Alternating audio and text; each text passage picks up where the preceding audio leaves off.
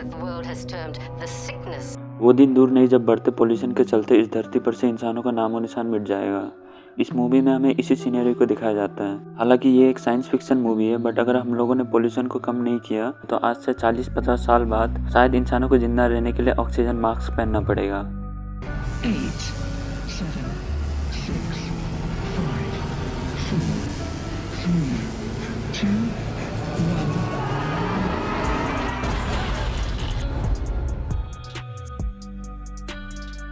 अब इथन यहाँ 400 साल आगे फ्यूचर पर पहुंच जाता है। फिर क्या होता है उसके साथ, ये जानने के लिए वीडियो को पूरा देखें। मूवी की शुरुआत होती है 2067 में। यहाँ हमें दिखाया जाता है कि धरती के सारे पेड़ पौधे मर चुके हैं, जिस वजह से ऑक्सीजन ख़त्म हो जाता है। अब ऑक्सीजन ना होने से लोग मर रहे होते हैं, लेकिन इन सब में ऑस्ट्रेलिया बच जाता है, क्योंकि यहाँ के साइंटिस्ट आर्टिफिशियल ऑक्सीजन का यूज़ कर रहे होते हैं। पर इस आर्टिफिशियल ऑक्सीजन से लोगों को डेंजरस डिजीज़ का सामना करना पड़ता है। इसके बाद हम ईथन नाम के एक लड़के को देखते हैं, जो इस मूवी का मेन कैरेक्टर है।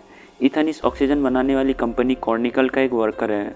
यहाँ हमें ईथन की वाइफ को भी दिखाया जाता है, जो उसी खतरनाक डिसीज से जूझ रही होती है। अब ईथन अपनी वाइफ को बचाने के लिए पैसों से ऑक्सीजन खरीदता है। अब मैं तुम्हें एक बात बता दूं कि धरती में जितने भी लोग बचे हुए हैं वो सब आर्टिफिशियल ऑक्सीजन का यूज़ कर रहे हैं, जिसकी प्राइस अभी के पेट्रोल प्राइस के मुकाबले 1000 गुना ज़्यादा है। इसलिए यहाँ क्राइम भी बहुत ज़्यादा बढ़ जाता है, जिसे पुलिस भी कंट्रोल नहीं कर पाती। अब जो कॉर्निकल कंपनी इस आर्टिफिशियल ऑक्सीजन को बनाती है, उसकी सीईओ ईथन को अपने ऑफिस बुलाती है। इस सीईओ का नाम है रेजिना, जो एक रिसर्चर भी है। रेजिना अब ईथन से कहते हैं कि अगर हम इस डिसीज़ का सोल्यूशन नहीं निकाल पाए तो कुछ महीनों में हमारे पास ऑक्सीजन तो होगा, पर हम इस डिसीज़ के चलते मर जाएंगे। इस पर ईथन रेजिना से कहता है कि मैं इन सब में आपकी क्या मदद कर सकता हूँ। रेजिना ये सुन ईथन से कहती है कि एक तुम ही हो जो हमें इस सिचुएशन से निकाल सकते हो। ईथन को यहाँ कुछ समझ नहीं आता कि आखिर वो कैसे ये सब कुछ कर सकता है, जबकि वो खुद ऑक्सीजन खरीद रहा है। अब ईथन को समझाने के लिए रेजिना उसे एक लेबोरेटरी में लेकर आती है, जहाँ हम एक टाइम मशीन को देख पाते हैं। अब इस टाइम मशीन को ईथन के फादर ने बनाया था। ईथन के फादर एक साइंटिस्ट थे। खैर, अब रेजिना ईथन से कहती है कि इस टाइम मशीन को सिर्फ तुम ही एक्टिवेट कर सकते हो, क्योंकि इसे डिज़ाइन ही इस तरह किया गया है। साथ ही रेजिना कहती है कि तुम्हारे डैड ये नहीं चाहते थे कि कोई इस मशीन का गलत यूज़ करे, इसलिए उन्होंने इस टाइम मशीन को स्टार्ट करने का की तुम्हारे हाथ में सेट कर दिया, जो एक वॉच की तरह है। अब यहाँ हम ईथन के फ्लैशबैक में जाते हैं, जहाँ हम देखते हैं कि बचपन में जब ईथन के फादर ने उसे ये वॉच पहनाया था, तब ईथन के हाथ से खून निकल रहा था, जिस वजह से वो वॉच उसके हाथ में परमानेंटली फिक्स हो गया। लेकिन ईथन को अब इस वॉच के बारे में कुछ भी नहीं पता होता कि ये कैसे काम करती है, इसका यूज़ किया है, एक्सेट्रा एक्सेट्रा। अब यहाँ ईथन को बताया जाता है कि फ्यूचर से एक मैसेज आया है, जो 400 साल आगे का है। यानी कि 400 साल बाद फ्यूचर धरती फिर से रहने लायक हो गई है, पेड़ पौधे उग गए हैं, क्लाइमेट बिल्कुल चेंज हो गया है, साथ ही फ्रेश ऑक्सीजन भी मिल रही है, जिसकी इन सबको फ़िलहाल सबसे ज़्यादा ज़रूरत है। इसलिए रेजिना ईथन से कहती है कि तुम्हें फ्यूचर में जाकर भारी मात्रा में पेड़ पौधे यहाँ लेकर आना होगा, जिसकी मदद से धरती पर फिर से लाइफ को स्टेबल किया जा सकता है। अब ईथन को इन सब बातों पर यकीन तो नहीं होता, पर वो जानता था कि उसके डैड एक साइंटिस्ट था, इसलिए उसे लगता है कि शायद ये लोग सच कह रहे हैं। लेकिन अगर ये बात सच है तब भी ईथन नहीं जाना चाहता, क्योंकि उसकी वाइफ की हालत बहुत ख़राब है। अब साइंटिस्ट को पूरा यकीन होता है कि ये दुनिया फिर से पहले जैसी हो सकती है, इसलिए ये लोग ईथन के दोस्त जूट को उससे मनाने के लिए कहता है, जो इसी कंपनी में काम करता है। पर ईथन फिर भी नहीं मानता, क्योंकि बचपन में उसके डैड ने अपने प्रोजेक्ट के चलते उसे और उसकी मॉम को छोड़ दिया था, जिस बात का गुस्सा ईथन के मन में अभी भी होता है।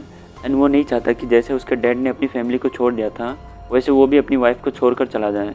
जूट ये सुन ईथन से कहता है कि मैं समझ रहा हूँ तुम्हारे मन में क्या है, बट तुम अपनी वाइफ के बारे में तो सोचो। तुम्हारी वाइफ एक खतरनाक डिसीज से जूझ रही है, एटलीस्ट उसके लिए तो मान जाओ। अब ईथन घर आता है और अपनी वाइफ को सारी बात बताता है, जिसे सुन उसकी वाइफ भी उसे जाने के लिए फोर्स करती है।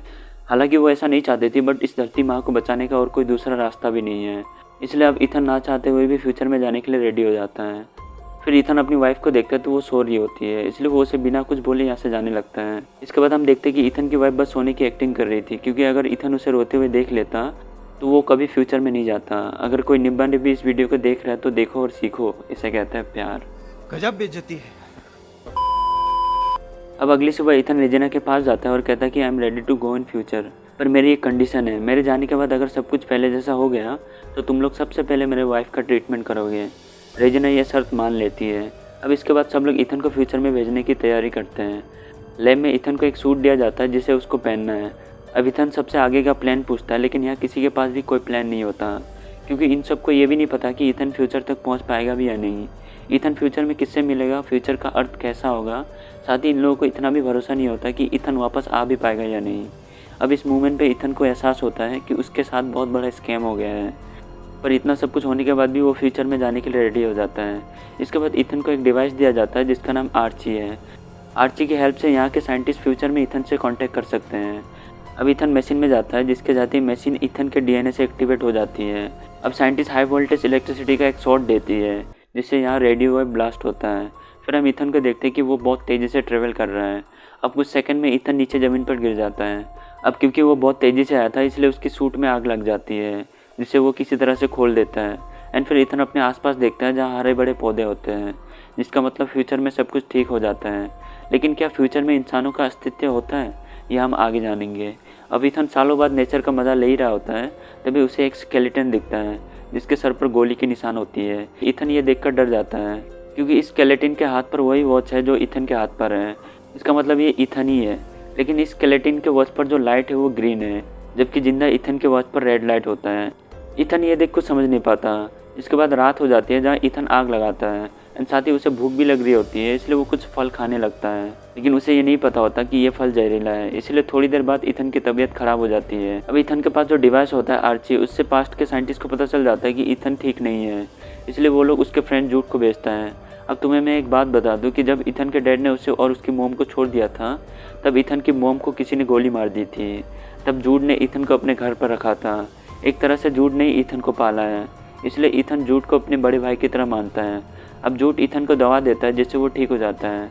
फिर इथन उससे पूछता है कि तुम्हारी जगह कोई डॉक्टर क्यों नहीं आया, उन लोगों ने तुम्हें ही क्यों भेजा। इस पर जूड कुछ नहीं कहता। अगले दिन इथन और जूड आगे बढ़ता है तो इन दोनों को एक डोर दिखता है। अब इथन इस डोर को देख ही रहा होता है, तभी हम उसी स्केलेटन को देखते हैं जो इथन ने पहले देखा था। अब हम स्केलेटन को देखकर समझ सकते हैं कि पास्ट में ज़रूर कुछ चेंज हुआ था। इसके बाद झाड़ियों से एक डिवाइस निकलता है जो इथन को स्कैन करता है, इससे वो डोर खुल जाता है। अब जब ये डोर खुलता है तो हम देखते हैं कि ये वही जगह है जहाँ से इथन आया है। अब पास्ट में कुछ तो बहुत गलत हुआ है, जिस वजह से ये लेबोरेटरी बंद पड़ी थी। खैर, अब पास्ट में क्या हुआ था ये हमें आगे पता चलेगा। अब इथन के हाथ में जो वॉच होती है उसकी लाइट ग्रीन हो जाती है एंड वो उसके हाथों से खून लेने लगती है, जिससे उसके डीएनए का पता चल सके। अब ऐसा इथन के साथ बचपन में एक बार हुआ था, जब इस वॉच ने उससे डीएनए के लिए खून लिया था। खैर, अब डीएनए से यह जगह एक्टिवेट हो जाती है। ये वही सेम टाइम मशीन है जिसकी मदद से ये लोग पास्ट में जा सकते हैं, लेकिन इस टाइम मशीन में बस 4 घंटे का टाइम बचा होता है। इथन के डैड जानते थे कि कोई इस मशीन का गलत यूज़ कर सकता है, इसलिए यहाँ इतनी इलेक्ट्रिसिटी होती है जिससे इस मशीन को बस एक ही बार यूज़ किया जा सके। अब इथन को 4 घंटे के अंदर ऑक्सीजन और पेड़ पौधे को लेकर पास्ट में जाना होगा, वरना टाइम ख़त्म होते ही ये जगह ब्लास्ट हो जाएगी। अब इथन ऑक्सीजन कलेक्टर निकालता है तो वो देखता है कि ये ख़राब हो चुका है, जिसे देख इथन थोड़ा सा घबरा जाता है। अब इथन के पास बस 4 ही घंटे होते हैं, इसलिए उसे जल्दी से जल्दी ऑक्सीजन कलेक्टर को ठीक करना होगा। इसके बाद इथन और जूड दोनों बाहर जाते हैं तो वो देखते हैं कि पूरी दुनिया तबाह हो चुकी है। साथ ही जगह जगह पर यहाँ ह्यूमन स्केलेटन होते हैं, जिससे हम समझ सकते हैं कि पास्ट में सब कुछ खत्म हो चुका था।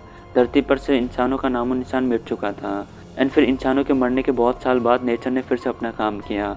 अब ये सब देख इथन अपने घर जाता है तो वो देखता है कि यहाँ उसकी वाइफ की स्केलेटन पड़ी हुई है, जहाँ इथन के लिए एक मैसेज होता है कि मुझे पूरा यकीन है तुम मेरे लिए वापस जरूर आओगे। इथन ये देख रोने लगता है और जूड से कहता है कि अगर मैं यहाँ नहीं आता तो आज मैं अपनी वाइफ के साथ होता। फिर वो अपने पुराने डिवाइस की रिकॉर्डिंग को ऑन करता है, जिससे उसे पता चलता है कि जूड ने ही उसे गोली मारी थी। अब ऐसा ही होता है, जूड गन लेकर इथन के पास आता है एंड अब वो उसे शूट करने वाला होता है, तभी इथन जूड से प्रॉमिस करता है कि वो ऑक्सीजन कलेक्टर को ठीक कर लेगा। इसके बाद जब दोनों लैब की तरफ जा रहे होते हैं तभी दोनों को पता चलता है कि पावर हाउस में कुछ खराबी आ गई है, जिससे ये दोनों डिसाइड करते हैं कि ये लोग पावर सप्लाई को ठीक करेंगे।